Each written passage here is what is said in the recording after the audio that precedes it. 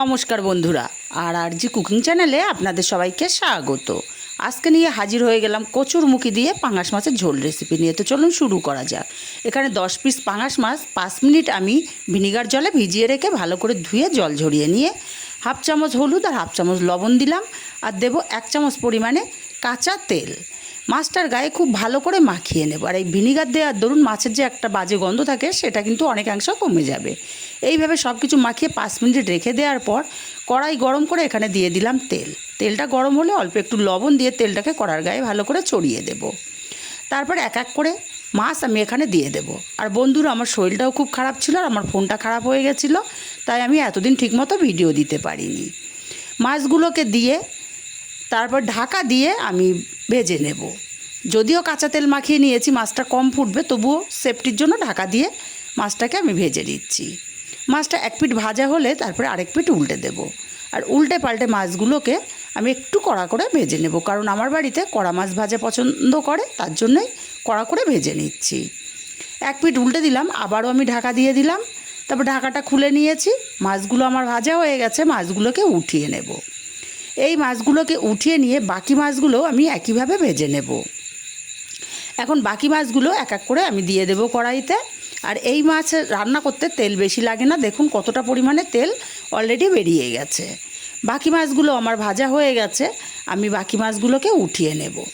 নিয়ে এই তেলের মধ্যেই দিয়ে দেব লম্বা টুকরো করে কেটে রাখা কচুরমুখী।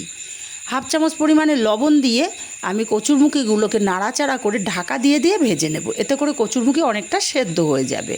কচুরমুখীটা ভাজা হতে হতে মশলা করে নেব। আমি এখানে নিয়েছি আদা, রসুন, গোলমরিচ, কাঁচা লঙ্কা, টমেটো একসাথে পেস্ট করে নেব। আর একটা মশলা করে নিচ্ছি। একটা বাটির মধ্যে হাফ চামচ হলুদ, হাফ চামচ ধনে গুঁড়ো, হাফ চামচ জিরে গুঁড়ো, আর দিলাম হাফ চামচ লঙ্কার গুঁড়ো। ঝালটা যে যার স্বাদ অনুযায়ী দেবেন। মশলাটা খুব ভালো করে গুলে নেব।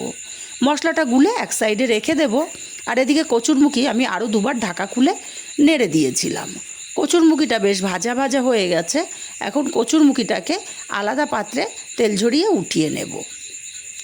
কচুরমুখীটাকে উঠিয়ে নিয়ে এই তেলেই আমি রান্নাটা করব, কারণ মাছ ভাজার তেল অন্য তরকারিতে দিলে ভালো লাগে না খেতে, আষ্টে গন্ধ বেরোয়। কচুরমুখী উঠিয়ে নিয়ে হাফ চামচ পরিমাণে গোটা জিরে দিলাম তেলের ওপরে, দিয়ে দিলাম একটা পেঁয়াজ কুচি। আমি এখানে মিডিয়াম সাইজের একটা পেঁয়াজ ব্যবহার করেছি। পেঁয়াজটাকে নাড়াচাড়া করে লাল লাল করে ভেজে নিয়ে বেটে রাখা মশলার পেস্টটা দিয়ে দিলাম। মশলার পেস্টটাকে দিয়ে ভালো করে নাড়াচাড়া করে মিশিয়ে দেব। তারপর ঢাকা দিয়ে 2 মিনিট মশলাটাকে কষিয়ে নেব। মশলা যত ভালো করে কষানো হবে, যে কোনো তরকারির স্বাদ কিন্তু দ্বিগুণ বেড়ে যাবে। 2 মিনিট পর ঢাকাটা খুলে নিয়েছি। মশলার থেকে তেল ছাড়তে শুরু করেছে, তার মানে মশলাটা খুব ভালো করে কষানো হয়ে গেছে। এখন গুলে রাখা মশলাটা দিয়ে দিলাম, আর বাটি ধোয়া অল্প একটু জলও দিয়ে দিলাম। আবারও খুব ভালো করে নাড়াচাড়া করে মিশিয়ে দিয়ে আবারও আমি ঢাকা দিয়ে মশলাটাকে কষিয়ে নেব। যে কোনো তরকারি একটু ধৈর্য ধরে মশলা কষিয়ে নিলে তরকারির স্বাদ কিন্তু দ্বিগুণ বেড়ে যায়।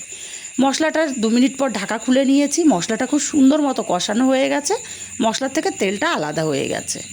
ভেজে রাখা কচুরমুখী আর স্বাদ মতো লবণ দিয়ে কচুরমুখীগুলোকে মশলার সাথে আরও 2 মিনিট এইভাবে কষিয়ে নিয়েছি। এখন এখানে পরিমাণ মতো জল দিয়ে দেব। জলের পরিমাণটা আমি একটু বেশি ব্যবহার করছি, যেহেতু কচুরমুখীর তরকারি ঠান্ডা হলে অনেকটাই ঘন হয়ে যায়। জলটাকে দিয়ে ভালো করে নাড়াচাড়া করে মিশিয়ে দিয়ে ঢাকা দিয়ে আমি 10 মিনিট রান্না করে নেব। 10 মিনিট পর ঢাকাটা খুলে নিলাম। এখন নাড়াচাড়া করে দেখে নেব কচুরমুখী সেদ্ধ কেমন হলো। দেখুন কচুরমুখী খুব সুন্দর মতো সেদ্ধ হয়ে গেছে। এক এক করে ভাজা মাছগুলো আমি এখানে দিয়ে দিচ্ছি। ভাজা মাছগুলোকে দিয়ে ভালো করে নাড়াচাড়া করে মিশিয়ে দিয়ে আবারও ঢাকা দিয়ে 5 মিনিট রান্না করে নেব। 5 মিনিট পর ঢাকাটা খুলে নিলাম।